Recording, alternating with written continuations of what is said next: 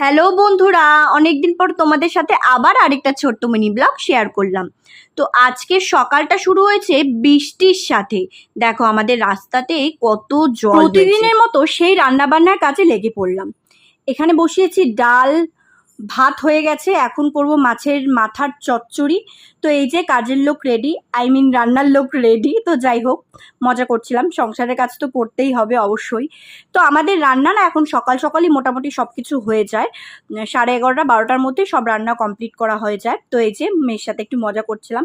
সন্ধেবেলায় আমরা বেরিয়ে পড়লাম একটু শপিং করতে। তো দুই বাচ্চাকে নিয়ে দেখো আমরা দুজন চলে যাচ্ছি শপিং করতে। সবাই কিন্তু ভুল ভেবো না যে আজকেই সব কেনাকাটা করব। আসলে আমাদের কেনাকাটা অনেক দিন ধরে চলছে, একটা দুটো তিনটে এরকম করে কেনাকাটা করছি। বাচ্চাদের নিয়ে না এত কিছু একবারে কেনাকাটা করা অসম্ভব। সেজন্য আজকে একটা ড্রেস, কালকে একটা ড্রেস, এরকম করেই কেনা হচ্ছে।